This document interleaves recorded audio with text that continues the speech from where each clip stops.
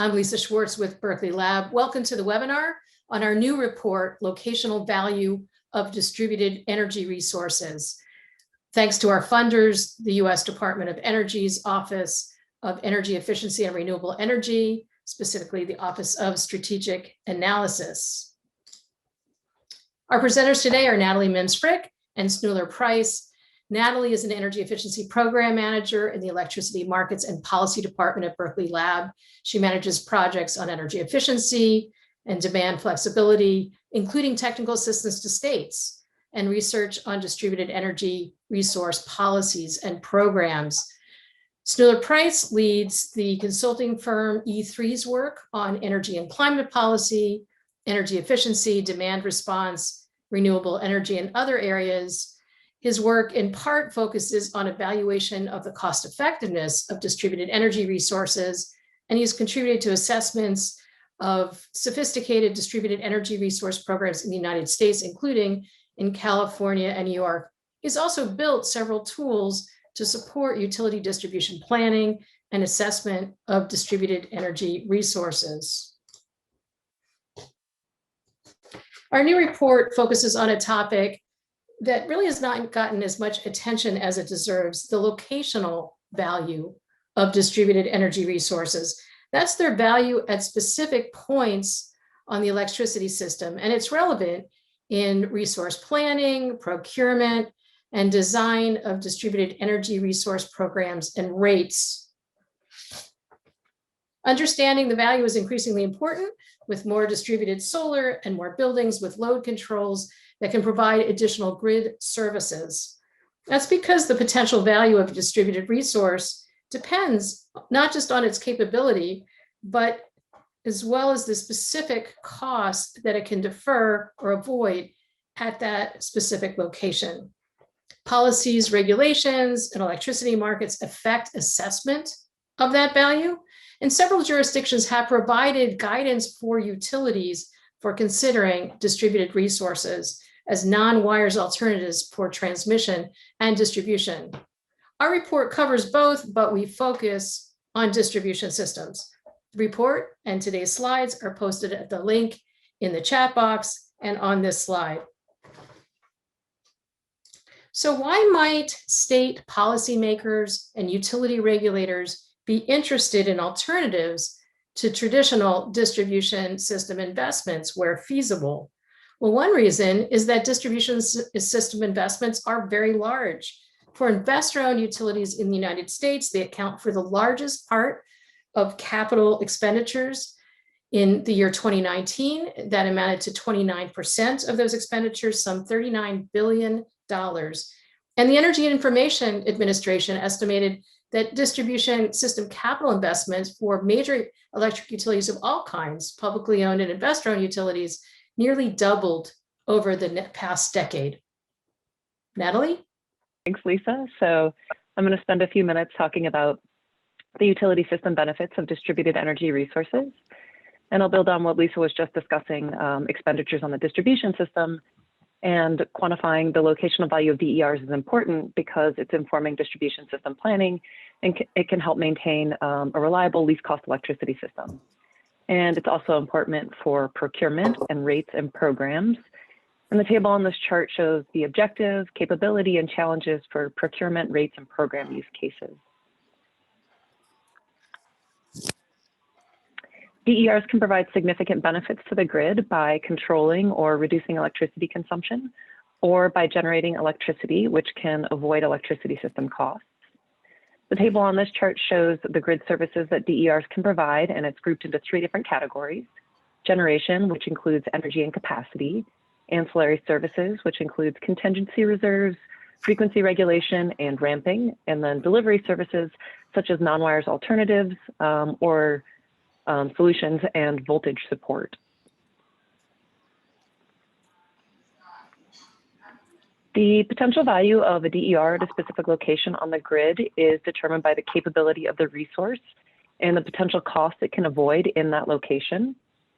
The graphic on this slide is an example of DER value by category in generation, transmission, and distribution systems.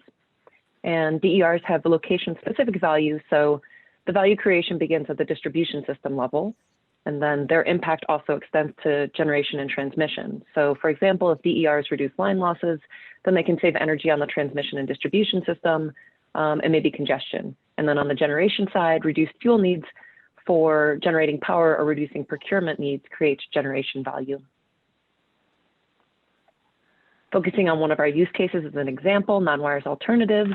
They can save energy by deferring or avoiding infrastructure upgrades and by offering an incremental and flexible approach to uncertainty and load growth.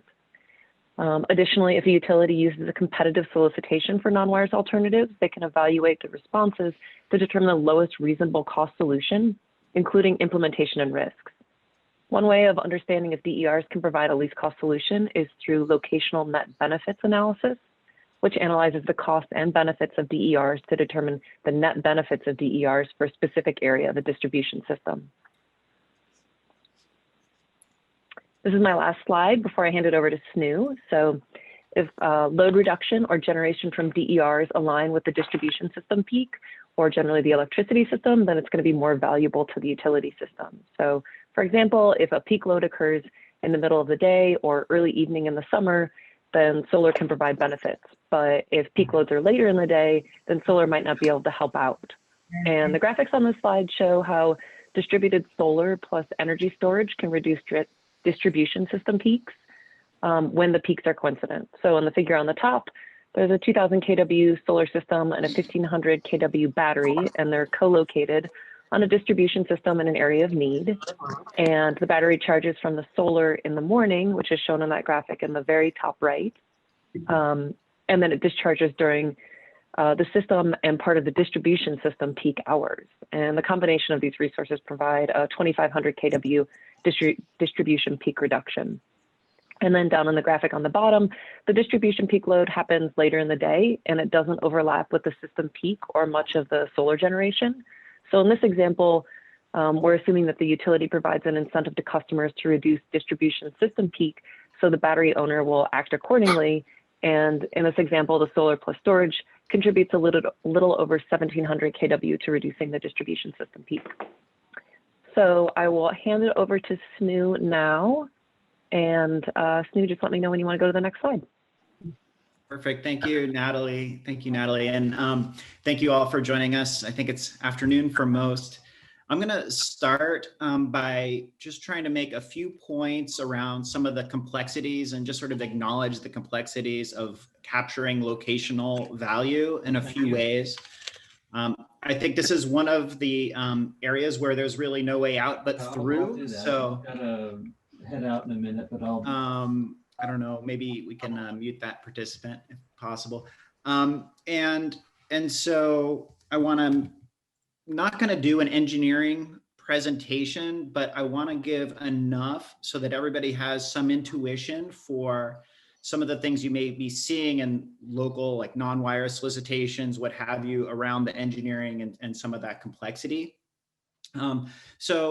First, I've got a picture on this chart of a voltage profile along a feeder, and location matters here. So, if we're thinking about targeting load reduction somewhere along, where it is will depend and will change the voltage. So when looking at non-wires alternatives, you'll see distribution engineers running a current inrush type of test. If that generator comes out, will I have a surge?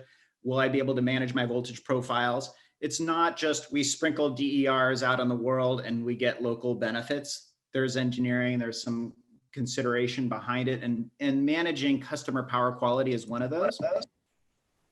And Natalie, if you go to the next slide, I wanted to talk about kind of two other elements of complexity. So another is the distribution planner's world of switching, which we've got on the left-hand side of this chart. I'm talking, this is a national audience, so I'm talking in generalities, but most of our distribution systems are radial, and they have some capacity or ability to switch. So what that means is there are very low cost alternatives to moving load around And as we're trying to reduce peaks on transformers or other parts of the system, the switching behind there is an important element of it. And then on the right, another complexity of the sort of equation here is that our capacity is planned for, and again, in generalities, typically an N-1, which means that the utility can lose a transformer and still serve load with the switching involved. And so when we look at how we integrate DERs into the distribution area, where it is depends on how that switching is, and how much capacity is needed depends again on the ratings. And this is a surface level real explanation of complexity. There are, in fact, emergency ratings, how much load can I have for 2 hours, for 4 hours, et cetera. And I think that to capture the most DER value, we need to acknowledge how this fits into the distribution planning equation, so that at the end of the day, we really are deferring or saving capital for ratepayers. So if we go to the next slide, I want to talk about sort of how, okay, if we want to provide value, what's the sort of rubric, and how do we really get the most of our locational value? And I'm going to start here and using some terminology that I've heard quite a bit in California in particular, but really all the jurisdictions focused on this have these three components in common. The first one is right place. I think, we've talked about this webinar as location, location, location. Clearly, if your load reduction is not, I think I got muted there by accident. If your DER is not in a location that has a capacity need, it's not going to provide local value until there is a capacity need. This chart is from a study we did at E3 maybe 8 years ago. It's got little red dots, little purple and yellow dots, depending on which utility of where those locations are that have deferrable distribution capital investments. And then you can see sort of the distribution of value on this curve. There's a few areas that have very high value. There's sort of a middle tier that's maybe a medium, and then there's a number of areas that have low or even zero distribution capacity value. Targeting DER in those areas that has value is obviously a first and critical piece of this. If we go to the next slide, it's the timing. Okay, so typically distribution capital investments are made for the top 50 hours, top 100 hours of the year. Really, that's it. So we need to make sure that our load reduction is at the right time. This chart is from a study that E3 did in the Northwest. It's a winter peaking area. You can kind of see a morning and an evening peak or afternoon peak. And you can see the top chart shows maybe 2004, the bottom chart 2010. So the load is growing over time. So, targeting, if I'm trying to tackle this with an air conditioner program or something that's summer, then it's not going to help me with my peak. So right time is also obviously a critical piece of this. And then if we go to the next slide, is the right certainty. So, we have our N-1 criteria that we're using for planning the distribution systems. We're starting to see that evolve a little bit around, well, what reliability and what probability am I actually delivering? And so what this chart shows is from one of our studies where we've got the probability of being able to serve a load. And as we add more dispatchable distributed resources to it, we're able to have a higher probability of being able to meet a load. And the combined reliability or the right certainty of our targeted distribution plan plus our existing distribution infrastructure together needs to meet a certain level of reliability.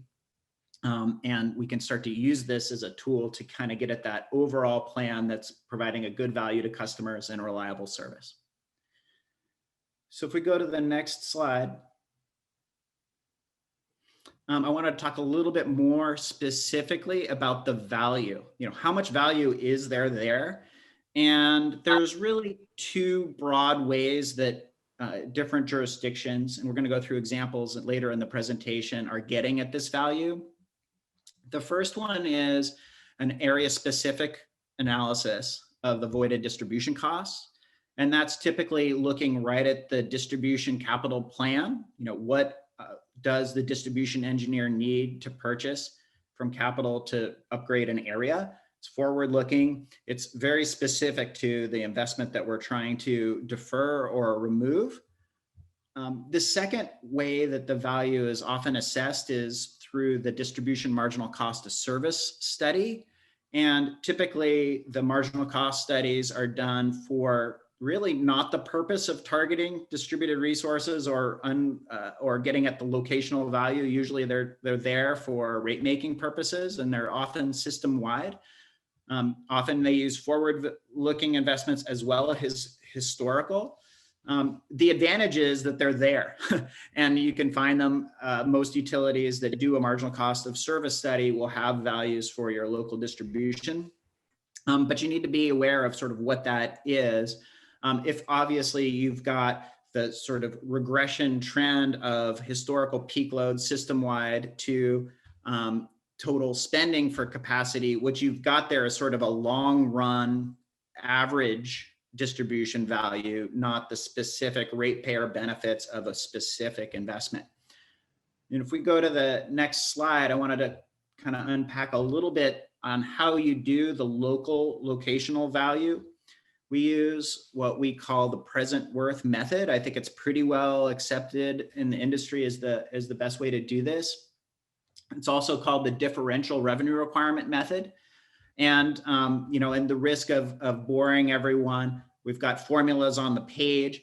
The present worth deferral value formula is really just the present value of all of the ratepayer costs if we don't target our DER minus the present value of all the ratepayer costs if we do, right? So it's a differential revenue requirement.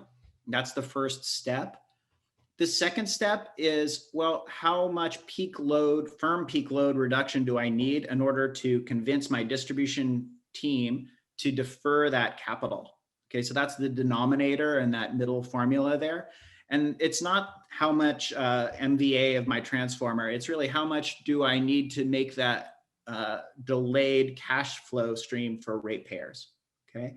And then the second or final step rather is really, okay, well, which hours am I worried about and how do I look at the hourly allocation? We typically use what we call a peak capacity allocation factor, which takes a look at the hourly load at the point of the constraint. Maybe it's a distribution substation or a group of substations, and allocates those capacity values proportionally to the top hours, whether it's the top 50 hours, top 100 hours. And that's using data that most distribution engineering teams have. It's relatively transparent and easy to understand, and it usually gets the value at the areas where your distribution engineering team is concerned about peak loads. So we go to the next slide. I wanted to just talk a little bit about the implications of that formula, because most folks, when you look at a formula, what does it mean really is an important question. The first is that and this is counterintuitive to some folks, but those highest value hours, like I showed in that chart for California, are those where the load growth is really just like trickling up. Yes, it's starting to exceed my N-1 capability, but it's a small amount of load. And what that means is with a small amount of DER, I can defer it for farther, right? So it's actually the low load growth areas that have the highest value per kW of peak load reduction for deferral. Not everybody gets that all the time. The other thing about the low growth areas, and I think most distribution engineers know this, somewhere on their system, they have a capital investment they don't really want to make. Is it worth it? It's kind of an edge case. A lot of times those get pushed out in your capital budgeting plan. So that effect comes through when we look at the present worth method. The second piece of this is the planning horizon. So here I've got a little chart that shows where we are today with a load forecast and some expenditure to increase the capacity limit in blue. And then maybe if we can reduce the load forecast, we can shift out the investment, and that's the yellow line here. So the implications of this is that really to capture that value, it's got to be integrated into these distribution planning decisions so that the deferral actually does take place. I think that I've heard a lot of skepticism from ratepayer advocates and those types that, well, does it really get moved, right? And so we have to embed this in the distribution planning process. And we have some examples of how that's happening in jurisdictions in New York and California in a minute. The other thing about this is that the planning horizon is really important. How far in advance do I know that I need to target this area? And if I'm only looking out 2 years, which is not that unusual for distribution planners, then I don't have very long to create an alternative with a demand side solution or targeted load reduction solution, unless I already have something in place. And so I think implications of both of these are, kind of what strategies are we talking about? And I think one strategy is looking at the value stack that Natalie showed at the beginning. We can use system capacity value and other components of the value stack to justify some low cost load reductions, maybe smart enabled thermostats, energy management systems, other pieces that are system wide, so that when an area is identified as also having a local load reduction, it could be operated using the system wide value as an anchor tenant.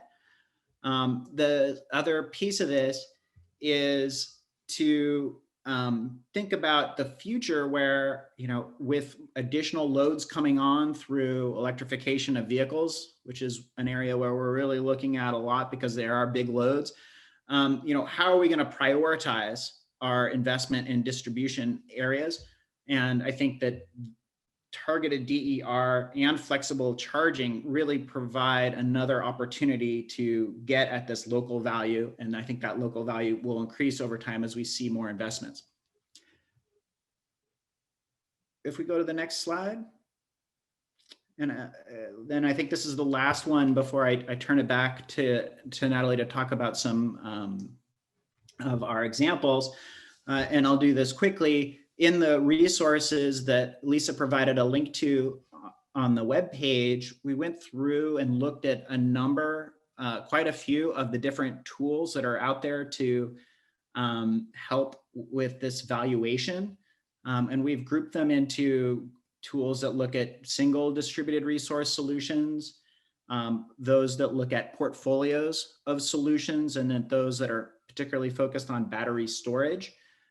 So you can see them, there's a range of whether they're publicly available, whether they are not publicly available, et cetera. So Natalie, why don't I turn it back to you and we can talk through some of the, the next pieces. Thanks, Snu. And I'm sorry I muted you when you were talking. I was trying to figure out the settings on Zoom. After a year and a half or whatever, I still haven't quite got it dialed in, but anyhow. So we've talked about utility system benefits of DERs and engineering considerations for using DERs to provide grid services, and some of the factors that affect the value of DERs, including, as Snu was talking about, the time and location of the DERs on the grid. Market policy and regulatory structures are also going to influence the value of DERs. In organized markets like PJM and ISO New England, the value of DERs that provide peaking capacity are most likely going to be established by the market clearing price of the most expensive resource selected in an auction.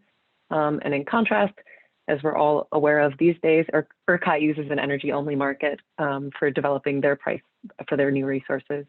In mixed markets, which I don't have shown on this slide, where there's both wholesale competition and vertically integrated utilities, the value of DERs providing grid services might be based on the lesser of either a future market cost of new capacity or a new generation resource option that's being considered in a utility integrated resource plan or IRP. And then the value of DERs for grid services in vertically integrated states is based on benefits of avoiding more expensive generation, transmission or distribution, as well as benefits from state energy policies and regulations. two current market issues that influence the value of DERs are dual market participation and the use of DERs in nested areas. Often, to be economically viable, DERs rely on capturing the locational value and other value streams like capacity or energy or ancillary services. And dual market participation requires alignment of different markets to capture the multiple or stacked value streams. And this alignment requires defining how the markets are going to work together to assess the value of both local capacity resources, and then also if there's an operational conflict, prioritization of which DER is going to participate where. A related question is the operation of DERs in nested areas. And a nested area is, for example, when a DER is a distribution system that's also in a constrained transmission zone. So for non-wires alternatives, the design of the procurement or utility DER program should encourage relieving both constraints if possible to maximize the benefit and minimize cost. And if a constraint on the transmission system and distribution system, if it's coincidental, then the DER can provide benefits to both those systems at the same time. But if the constraint doesn't align, then dispatching the DER to support one constraint might preclude the DER relieving the other constraint, so then dispatch priorities are necessary. There's lots of state policies and regulations that are going to affect the locational value of DERs, and this chart shows DER value streams that were identified in different jurisdictions, and some of these value streams are locational, like avoided distribution investments, and others aren't, like avoided renewable energy procurement. And this is one of the charts that we have shown in our report as well. So I'm going to shift gears a little bit and move into case studies. There's lots of states that require utilities to consider non-wires alternatives as part of distribution system planning or otherwise. This map shows the case studies that we have in our report. And there's more case studies, obviously, than what we were able to include in our report. And today I'm going to talk about California and Minnesota, and then Snoo's going to talk about New York. So California has been working on non-wires alternatives for a long time. And in 2018, the CPUC approved the Distribution Investment Deferral Framework, which includes a grid needs assessment and a distribution deferral opportunities report. And the utilities have to submit that to the commission, to the CPUC annually. And the reports identified distribution upgrades that could be deferred with DERs. After the deferral opportunities are identified, the utilities issue requests for offers. For this year, the utilities held their webinars describing their opportunities in January, and then required responses in late February. And then this month in March, the utilities are going to notify participants if they're eligible for offer negotiations. So the cycle started for the year. And then there were some modifications to the distribution investment deferral framework in 2020, and then again last month. So a couple weeks ago, the CPUC approved the staff's proposal to amend the framework to include two non-wires alternative procurement pilots. One's a standard offer contract for large customers, and the second one is for smaller customers, and it enables dispatch by aggregators. And the objectives of the staff proposal were to streamline and scale distributed energy resource procurement, and to develop pilots to test the tariff proposals and elements, and then also to clarify what incremental solutions are beyond what the other DERs on the system already are in California. And so the utilities are going to offer these programs on a pilot basis, one for 3 years, one for 5 years, and then the CPUC is going to evaluate the results. One of the differences between the current process and the standard offer contract, which is for the larger customers, is that with the standard offer, prospective developers are going to submit pricing sheets. And this is supposed to avoid the need for the utility and the DER developers to have to negotiate individual contracts. And so it's supposed to speed up the non-wires process. And then for the smaller customer pilot, there's going to be a standard payment that's available to a pre-screened list of DER operators. And that's going to be available on a first come, first served basis, either until the subscription window is closed or until projects representing 120% of the capacity need have subscribed. And so that's also hopefully going to streamline and make the non-wires alternative process go a little bit faster. So for what's happening this year in California, this is PG&E's 2021 distribution framework. This is the map on the left is the 7 different locations that they identified where they had grid needs, which was more than 19 megawatts. And then the table on the right shows the location and the in-service date for the different locations on the grid. This slide further illustrates the point that when and where DERs are located are particularly important. And this has 3 of PG&E's grid needs that they identified. And if you look in the top left, you know, there's a projected need for July between hour ending 14 and hour ending 20 for 0.3 megawatts, so relatively small, shorter duration. And then if you go over to the top left, this is a different bank. The need here is 5.1 megawatts, so a little bit more of a resource need. And in different months, it's going beyond the facility rating in September and June, or excuse me, maybe it's June and July, and it looks like August and September are kind of working their way up towards it. And then down at the bottom, there's a 1 megawatt need that's over many hours, starting at 6 a.m. and going through 10 p.m. Hour ending 22 for different months as well. So, you know, there's different needs at different times and different locations and different quantities. So I thought that was a nice illustration of that. In terms of what's happening in California with non-wires today, currently SoCal Edison is implementing 2 non-wires alternatives that were identified, I believe, in their last distribution framework. And they're using 14 megawatts of front-of-the-meter batteries. And the graphs on the left side of the slide show when the needs are occurring. The picture just shows the location of the need, and then the little table at the bottom has the in-service date and the term of agreement and the technologies. So moving a little bit east to Minnesota for my second case study, the PUC in Minnesota requires Xcel and other smaller regulated utilities to consider non-wires alternatives for projects that are greater than $2 million. And also there requires the utilities to specify distribution system project types, times, and costs, and a screening process for non-wires alternatives. And my chart on the right side is from Xcel's 2020 Integrated Distribution Plan, and I have a link to it over there on the bottom left of the slide. In their 2020 Integrated Distribution Plan, Xcel evaluated 12 projects, which are shown in that first column for non-wires alternatives, and they were all more expensive than the traditional projects, which is shown in the last 2 columns that have the NWA cost and TRAD cost. And then I've added in these 4 columns in the middle that have the different solutions that Xcel investigated when they were doing their analysis. And demand response was one of the resources. Existing solar was considered. Incremental solar was also considered, and batteries. The majority of the non-wires projects were focused on using batteries as a solution.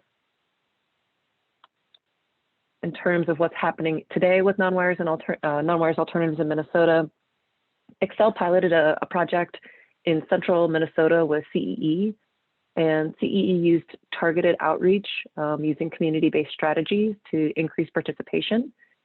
And one of the objectives of their pilot was to offset projected peak demand growth by 500 kW.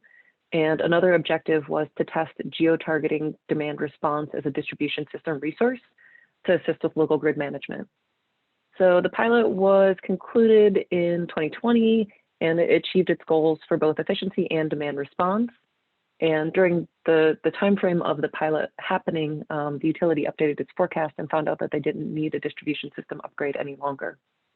So the resources met their need, but the deferral wasn't needed any longer. And then also, Xcel proposed another non-wires alternative as part of their COVID relief and recovery proposal. And this was proposed along the Metro Blue Line Extension Railway, which is shown what that map is on the left side of the slide. And it was around 2022 to 2024 timeframe. The county and the transit authority have since Xcel put this proposal forward, have started to explore if they can extend their railway without a right-of-way from another railway, which might cause delays in the project. So Xcel's looking at other locations for non-wires alternative projects and investigating it. And they stated that they are going to, try and consider a bunch of different resources, including rooftop solar, EV charging, batteries, demand response, efficiency, and consider all of those as they look for different non-wires alternatives in different areas. And then I think I'm going to hand it back over to Snu for New York, and Thanks. I won't mute you again. Thanks, Natalie. Yeah, so wanted to talk a little bit about how this looks in New York. New York has actually been looking at targeted distribution projects for quite some time. They had some requirements written into the industry restructuring agreements back as far as the late 1990s. And then really with the New York REV, Reforming Energy Vision, have brought forward a renewed focus on the locational value. And they have 2 tracks in REV for this. One looks fairly similar to what we heard Natalie explain in California through the distribution system implementation plans, or DSIP, where each of the investor-owned utilities is looking at their distribution plans. Where does it make sense to target specific RFPs to procure distribution capacity and moving forward as a non-wires solution? The second track is a little different, and it's more focused on sending price signals and creating transparency around the time and value of targeted load reduction in a what's called VDER, or value of distributed energy resources, which is designed really to try to actionize the value stack so that developers and other distributed resources through solar or batteries can get compensated at the value. So VDER does use marginal cost of service studies to define a sort of a non-locational value of distribution. And then they have an additional piece, LSRV, which is the location specific value that sort of adds on top. So the way New York has sort of thought through those 2 components of value that I was mentioning is a sort of a base level everywhere with an additional piece in particular high value locations. If we go to the next slide, and I should say as part of this, and I saw a question in the chat around transparency. And I think one of the key things to take away actually from all of these is that these states that are looking at this locational value are really, scratching at that transparency question. And so, for example, you can go here, you can look at the websites, and for each of these utilities, they have what their distribution planning is, the areas that they've identified, and then there are RFPs to participate in order to capture some of that value for piloted DER that hit certain criteria, most of it defined around those engineering considerations that I was talking about originally. So this is the DSIP page from track 1. And those are just the utilities, and you can go through. And then in the second track on the next slide, I wanted to talk a little bit about this because I think it's interesting. Before I go too deep into it, I want to acknowledge that these are parts of regulatory processes, and regulatory processes change a little bit. So this is tweaked a little bit since we put together the report and the materials. It looks very familiar. Maybe only somebody working on it would really know the difference, but there's probably somebody on the phone who's going to tell me, Snu, this is the old one. But there's an hourly value stack in the VDER that has energy, system capacity, environmental benefits. And now it's no longer an or, there is an avoided distribution value. And there is a market, well, it's not called market trend, I think it's called community credit now. But there's a component. And so for your output in an hour, you will get this value and value stack payment. In addition, there's a locational system relief value, LSRV, that applies if you're within specific locations.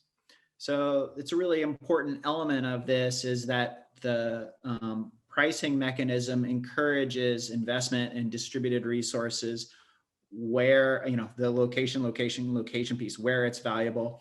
And then of course, these payments are hourly, so it's also when.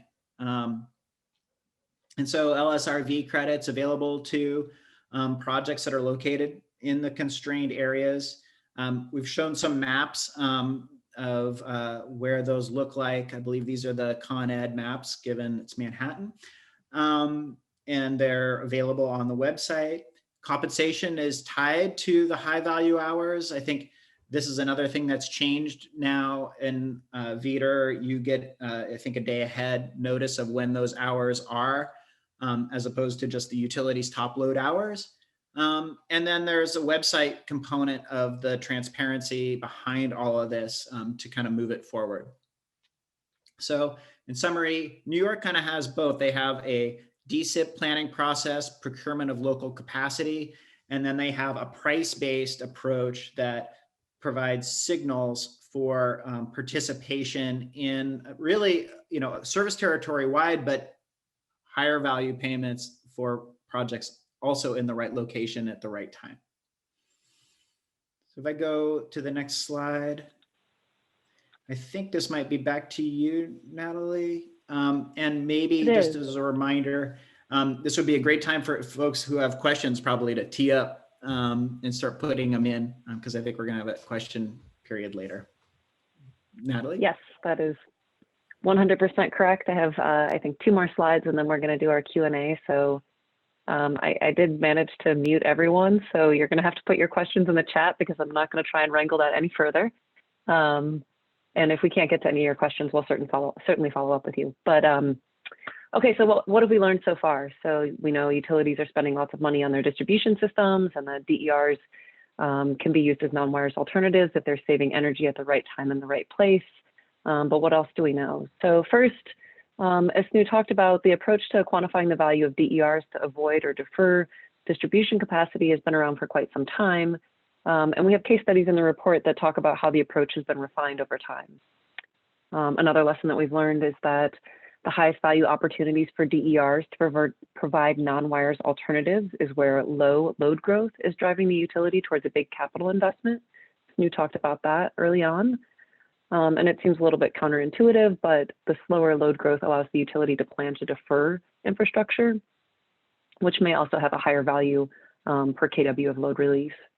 And then we've also learned that sufficient timing is required to deploy a non-wires alternative and to make sure that the DERs are working and that they're reliable. In New York, for example, the criteria is 18 to 24 months for a project that's between $300K and $1 million, and 36 to 60 months for projects that are over $1 million. And this chart on the right side shows an example of a median growth scenario where the initial needs occurring in 2019 and continuing through 2028. So the last thing that we've learned about non-wires alternatives is that they're being considered by lots of utilities, but implementation is slow. Woods Mackenzie identified that there's 850 megawatts of non-wires alternative projects across the country, which is what that graphic on the right side shows, but found that implementation is pretty slow and that projects are only moving forward about 40% of the time. Efficiency used to be a big non-wires alternative resource, and now it's kind of shifted towards battery storage, and it tends to be front of the meter projects, as we saw with the SoCal Edison project. Utilities are encouraged to identify non-wires alternative opportunities when it's possible, but sometimes when they do cost-benefit analysis, they rule out the non-wires alternatives in favor of conventional solutions. Some of the reasons that are given are that the non-wires alternatives are more expensive or they're just less reliable than the traditional upgrades that are being considered. All of the utilities considering, since there's more utilities considering non-wires alternatives, the transparency is driving up the number of identified projects and could also be diluting the ratio of projects that move forward. So this is a metric that we've been using for a long time, but as more and more utilities are making that data available, then the ratio is starting to change a little bit. In addition to looking at DERs as alternatives to specific projects, utilities can conduct systematic studies of DER locational value, and they can better understand where to target DERs, calibrate incentive levels, reduce load growth and the need for distribution system upgrades. And the studies can also be a routine part of distribution system planning, and then they can be used for DER programs and rate designs as well. My next slide is resources. So as Lisa and Snu both said, the slides are available on the website. I think the link is in the chat, and we'll certainly put it in there again. All of these links work, and you can see some of our other research that we're doing. And here is our contact information, or just mine, I guess. We can answer any questions you'd like. And I'm going to stop sharing the screen now and hand it over to Lisa to see what we have in our Q&A. Thanks, Natalie and Snu. We're going to see how many questions we can get through quickly in a little bit less than 15 minutes. Snu, let's start with you. Quick question, I think a quick answer maybe. The marginal cost of service, is that generalized for the full system? Is that right? Most of the time, if you're just using a marginal cost of service study, it's been put together for rate making purposes and it's system wide. There's exceptions to every rule, but yes, that is generally what you find when you go to the shape. And that's also why we, I've been talking about in this report an alternative approach to calculating a location specific value that can be used. Okay, great. Another question for you.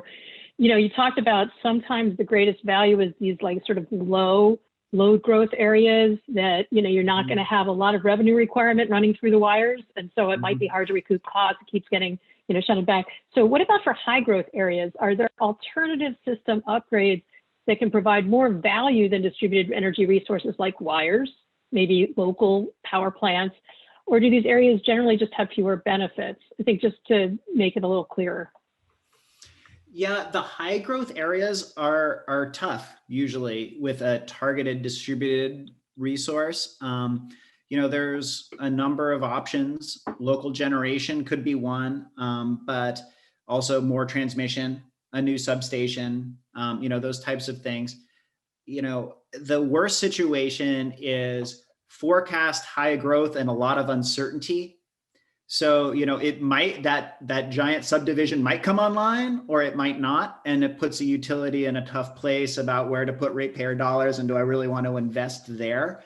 So I think one of the things that we've been thinking about on this is really the real option. Is there a small thing I can do, wait a year, see if the development happens, what have you, in that time actually gives you some value that you can use and value. But yeah, high growth situation is tough. And, you're with the DER, I guess the other way to think about that question is with DER, you're really looking at generally a higher cost per kW versus, what a transformer could deliver. So the utility solution has some economies of scale. The problem is it's chunky. You got to buy a whole transformer. So, once you get to fast growth, then it kind of tilts the scale towards my lower cost per MVA solutions, the economies of scale, where, the lower growth, more targeted could be, DER, even though it's more costly per kW of installed capacity, you don't need so much. Great. I'm going to go to Natalie for a question. But Snu, you want to chime in after. How can energy justice issues be addressed here?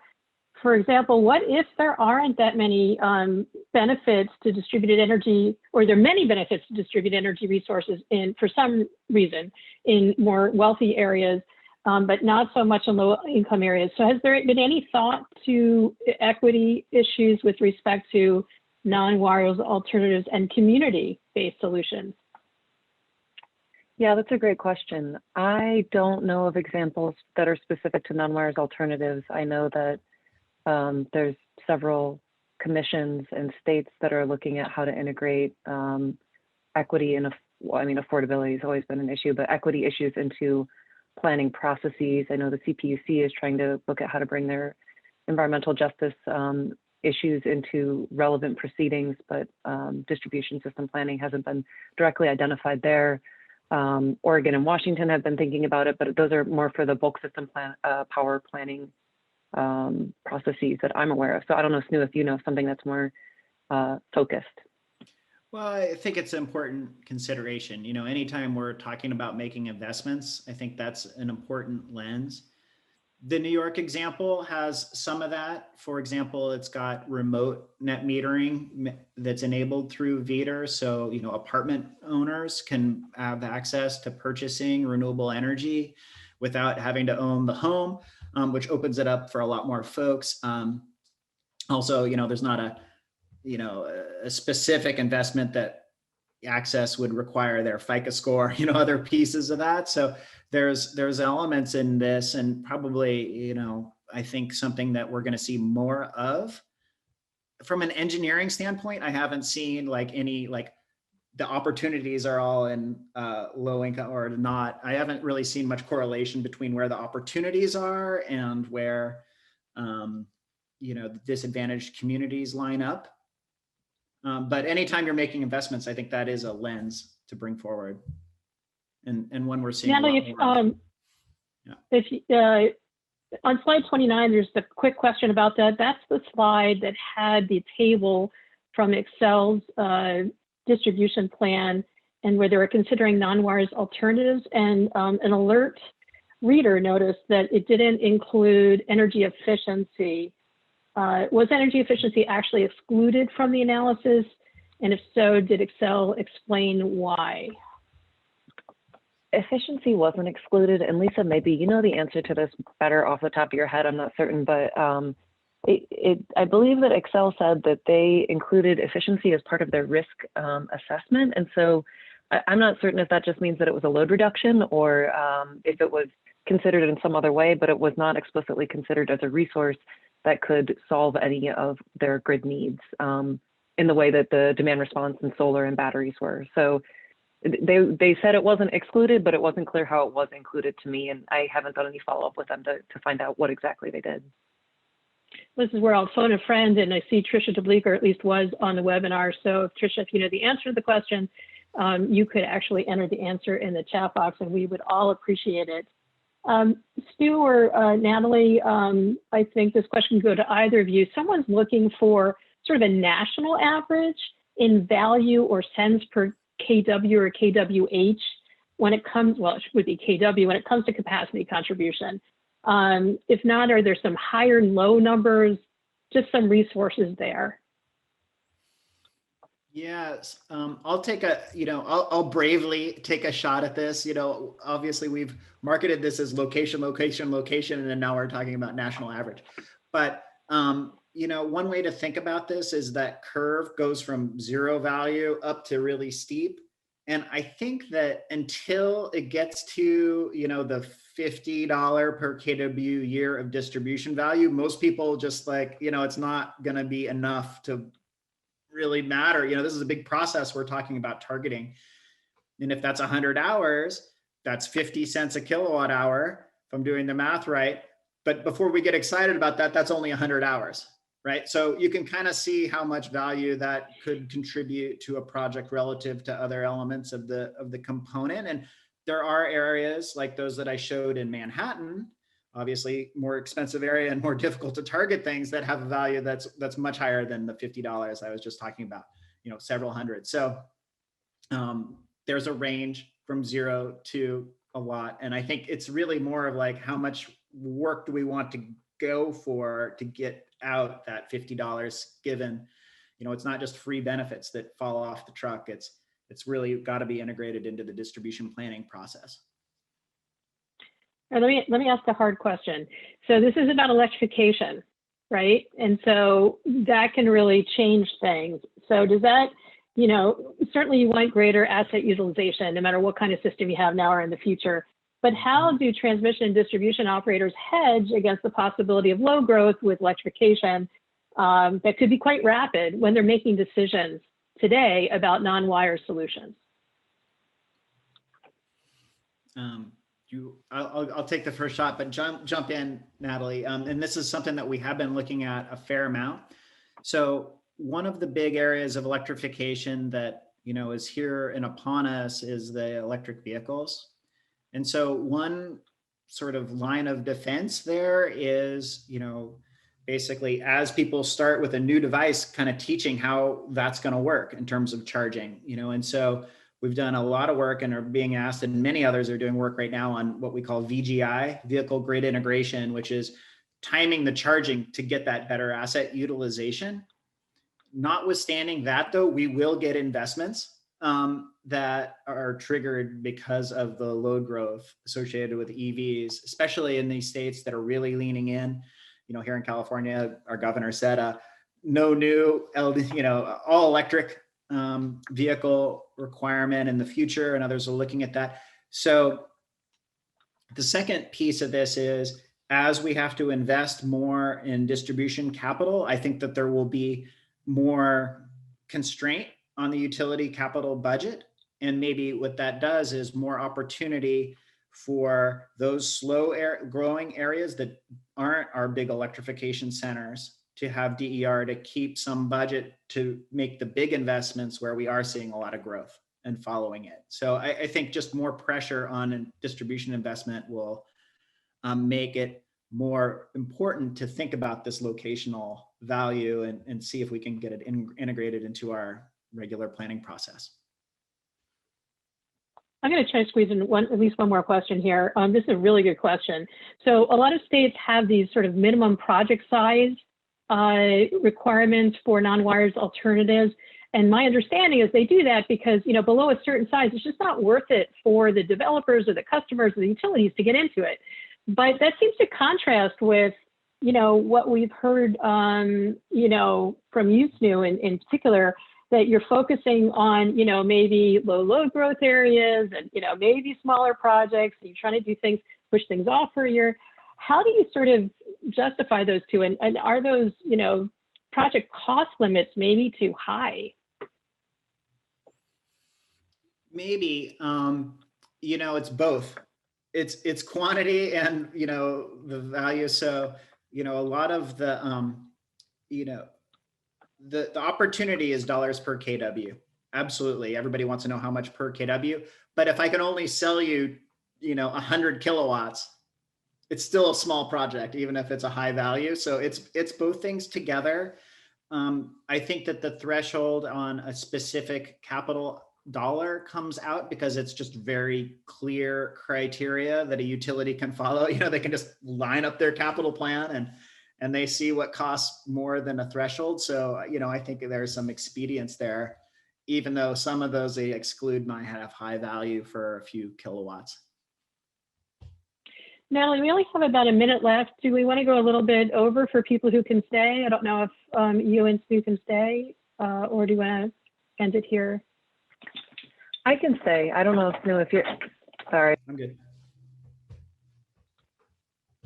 Okay, great. because we had some technical questions that came in. We'll see how fast Snoop can answer them. So this is something I wonder about for some reason too. Distributed resources, solar are required to, trip off and remain off, offline for 5 minutes, for events, faults. So how does that affect the value of, distributed solar? And then, there's a specific, bandwidth around this question, but I think in general, does that really affect the value? And maybe, a bit more about the IEEE standards and how that will help the situation. Yeah, the trip off requirement is really one for safety. What we're trying to do, with a solar, say it's a solar plus a battery type of installation, is to keep the loads lower in case of a contingency. The system can keep energized and we don't have the situation that triggers off the distributed resource. Once you've triggered it off, absolutely, you're going to have to do some switching or some other management to get the load back up, before you're going to be able to re-energize the solar battery system. But it can, so yeah, it would be ideal, but, I think all of the non-wires case studies in this report and most that we've seen are not trying to island a grid, or by which I mean separating it from the utility distribution. It's really part of the grid and just reducing the load at the points of constraint. And we can do that with the safety requirements of tripping off. although that is a good point. And, if you have a power quality, a tree branch sends a spike and that triggers the protection equipment to trigger off the DG, then you have lower load, that could be a problem. And, that's another one of those complexities we have to acknowledge, I think, to figure this out. Great, but what we're seeing today too is today it's largely storage, right? I mean, that's like when we look around, what's really encompassing the non-wire solutions and a lot of demand flexibility as well as energy efficiency. So it's obviously not all distributed solar. Here's another somewhat technical question. How do you account for the fact that oftentimes when distributed resources interconnect to the distribution system, upgrades are needed to address these issues? So how do you account for the costs when you determine the dollar value? And I'll start out by saying the cost causer generally pays. So is there any, for these distribution upgrades that are required either on the utility side or the customer side, are there any nuances around that, or is that pretty much the story? I think if there's a couple pieces in there. I think if I'm understanding it, that's pretty much the story.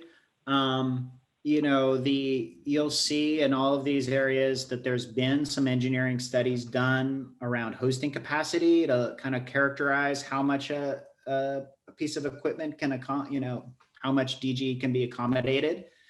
And those are kind of the output of the engineering tests that I was trying to kind of summarize at the beginning. Okay, here's a question for Natalie, and then you may have comments too. Can you tell us sort of what's working with respect to non-wires alternative solicitations for the case studies that you reviewed, and what's working and what's not really working? Yeah, I think in terms of what's working, meaning that there's projects implemented, is probably a different answer in terms of what's working where you have lots of people participating in the process.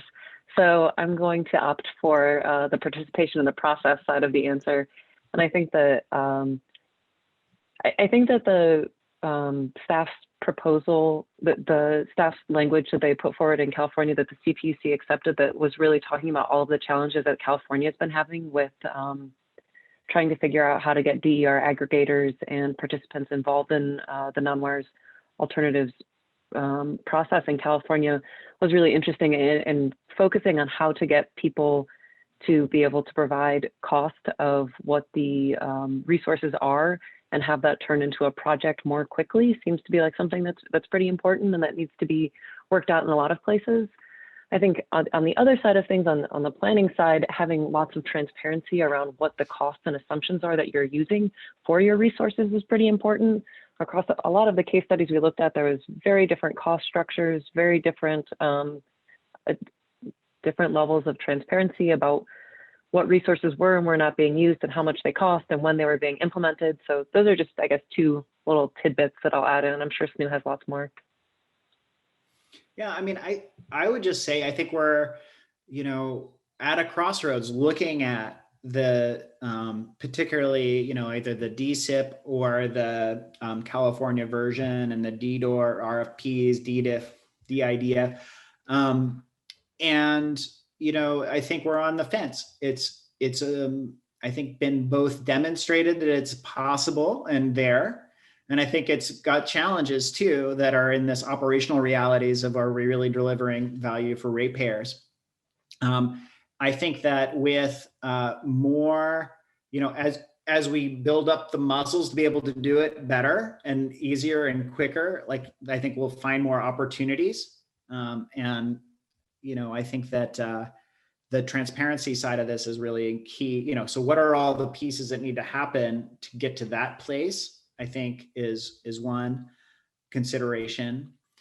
The other thing that I've been focused on quite a bit is, is it possible for us to already have flexible load in the field, with, for example, the system benefits as the anchor tenant for the value stream? We talked about EVs before, so that when we have a local issue, we're not in the situation of, okay, try to deploy a whole team, try to do a procurement, try to do all these things that are targeting that one area from scratch and, you know, marketing to customers, what have you. Maybe we can just have our, you know, DER aggregators, or our Ohm Connects of the world, or, you know, all those to just also dispatch for local. And then we don't have the whole train of, you know, this huge long process, and we can be a little bit more nimble to also pick up the local benefit. So just along those same lines, the question is about valuing distributed resources in markets rather than exclusively, you know, our report focused on valuing the resources for utility systems, and specifically really for distribution systems was our primary focus. So how do you sort of account for this value stacking, you know, where you're not primarily assessing the value of distributed resources for the utility distribution system, but also for markets? So how do you see that interplay for the future? And I'll ask both you and Natalie. Well, I'll start. I think yes. I you know, the value stack. I think you need to be thinking about kind of the whole stack. It's hard to make the economics work with just one part of the overall stack. I think though that you know, markets, as you start to get closer and closer to the customer down into the distribution utility, this isn't really the market situation. You're talking about an engineer who needs firm capacity in a specific place, you know, and you get fewer and fewer bidders that can participate in your market, right? So now we're talking long-term contracting in a bilateral way with the right people. It's not a market situation for that piece of it. And, you know, markets in terms of like an ISO, RTO type style. So yeah, it's a yes and, I think. And okay, Natalie? I don't think I have anything to contribute to that one. And that's after doing a bunch of work on looking into distributed energy resources and markets. I mean, it's, you know, FERC Order 2222 really is going to be a game changer. We just have to see how it's going to be implemented and you know, by ISOs and RTOs and the interplay with the utility regulators and the utilities. To be fair, my research was before 2222 came out. That's true. Fair enough. Okay. All right. Well, thanks so much for staying on, everyone who is still with us. We're going to post a recording of this presentation along with the Q&A after the webinar. It'll be available at the same place where our slides and our report is available. Thank you so much, Snu Stiller-Price with E3, Natalie Mintz-Frick with our own Berkeley Lab. Thanks everyone for joining us. Have a good day.